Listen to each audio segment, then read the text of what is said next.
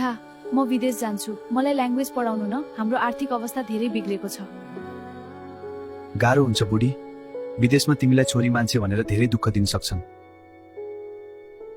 बुढा अहिले हाम्रो अवस्था धेरै गाह्रो छ केही वर्ष दुःख गरेर कमाउँछु अनि फेरि सँगै बसौँला राम्रोसँग पढ बुढी मेहनत गर्यो भने पक्कै पास हुन्छ पक्कै पास हुन्छु बुढा मेरो नेम निस्कियो मलाई थाहा थियो वर्षा तिमी सधैँ मेहनती छौ ल बुढी अब जाउँ नत्र ढिलो हुन्छ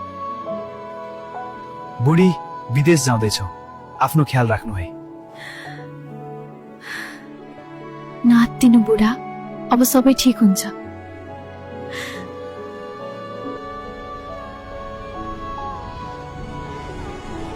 बुढा म आइपुगेँ तपाईँ नहात्तिनु है बिरानो ठाउँमा छ बुढी अलिअलि त टेन्सन लाग्छ नि नहात्तिनु बुढा अब हाम्रो जीवन बदलिन्छ राम्रोसँग पढ्नुपर्छ अब म बेबी म छिट्टै आउँछु है वर्षा आज बाहिर घुम्न जाऊ न मेरो बोयफ्रेन्ड पनि आउँछ म जान्न किन यति मेसेज गर्छन् म यहाँ पढ्न आएको हुँ मैले राम्रोसँग पढ्नुपर्छ बुढा म हजुरलाई धेरै मिस गर्छु बुढी म पनि धेरै मिस गर्दैछु आफ्नो ख्याल गरे हेलो कसलाई खोज्नुभयो म विवाहित हुँ कृपया फोन नगर्नु कस्तो मान्छे होला कति कल गरेको फेरि उही नम्बर फेरि उही नम्बर फेरि उही नम्बर फेरि उही नम्बर मेरो बुढा के गर्दै होलान् आज किन यति एक्लो लाग्दैछ मलाई फेरि त्यही अपरिचित नम्बर हेलो तिमीसँग कुरा गर्दा राम्रो लाग्छ सधैँ यस्तै हुनु ल ठिक छ साथी जस्तै कुरा गर्न सक्छौँ अब हामी ल बुढाको फोन आएछ एकछिनमा पछि गर्नु पर्ला हेलो सरी ल बुढाले कल गर्नुभएको थियो कति कल गर्न सकेको होला यो बुढाले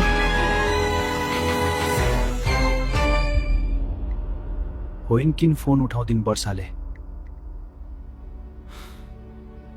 यत्रो ऋण कसरी तिर्ने अब म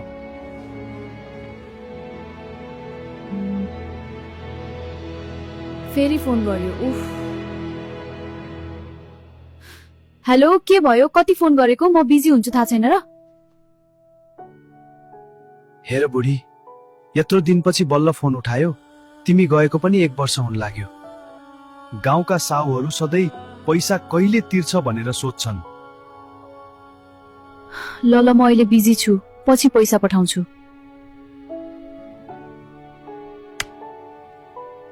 आकाश आयो जस्तो छ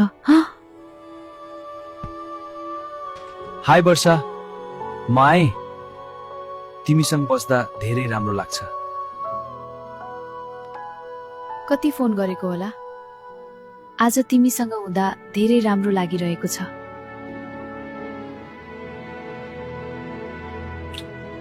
वर्षा मलाई सबै ठाउँमा ब्लक गरिछ वर्षाले मैले त तिम्रो लागि सबै गरेको थिएँ वर्षा नमस्ते म अनुप भाग्यले ठगेको मान्छे घरको दुखले गर्दा मैले ऋण खोजेर मेरी बुढी वर्षालाई विदेश पठाएँ तर आज उसले मलाई सबै ठाउँमा ब्लक गरिसकेकी छ यो भिडियो वर्षासम्म पुर्याइदिनु ऋण तिर्दिएर आफ्नै खुसी गर्नु तर आज उसले मलाई सबै ठाउँमा ब्लक गरिसकेकी छ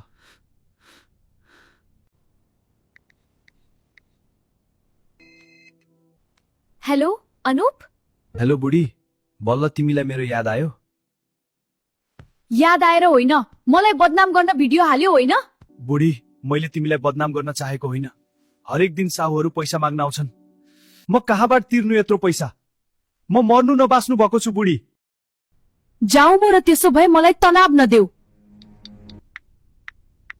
आकाश, म तिमीसँग बिहे गर्न चाहन्छु। के नचाहिने कुरा गरेको? दिउँसै सपना देख्यो के हो? आकाश, मजाक नगर्न, म साँच्चै भनिरहेकी छु। जुन आइमाई आफ्नो श्रीमानको हुन सकिन, त्यही मान्छे मसँग बिहेको कुरा गर्छ? मैले तिमीलाई विश्वास गरेर सबै छोडे माया गर्ने श्रीमान पनि। यो सब एकछिनको रमाइलो मात्र थियो, सबै बिर्सिदेऊ। के गरे मैले यो?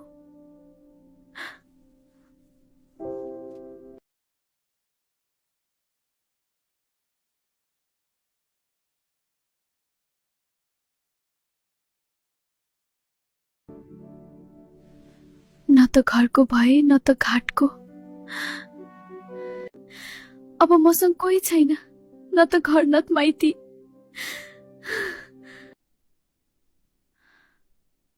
बुढालाई फोन गर्छु।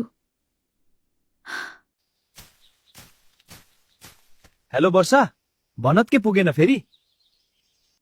बुढा, मलाई माफ गरिदिनु, मैले ठूलो गल्ती गरे। बुढी किन रोएको? रुने अधिकार त मलाई मात्र छ। तिमीलाई त रमाइलो गर्न सबै छन् त्यहाँ, रुने मछु त किन रोएकी? I'm sorry. प्लिज बुढा, मलाई एक चान्स दिनु। जति पीडा दिनु थियो दिइसक्यो। मैले प्रेम गरेको मान्छे हो, माफ गरे बुढी। अब म यस्तो गल्ती फेरि दोहोऱ्याउँदिन। हरेक महिना पैसा पनि पठाउँछु बुढा। बुढा, आज पैसा हाल्दिएको छु ल। बुढीले पैसा पठाइछे, अब साहुलाई बुझाइदिनु पर्यो। यो लिनुहोस् साहुबा, सबै पैसा फिर्ता गरे, अलि ढिला भयो।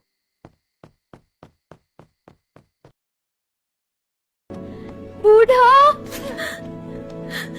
बुढी!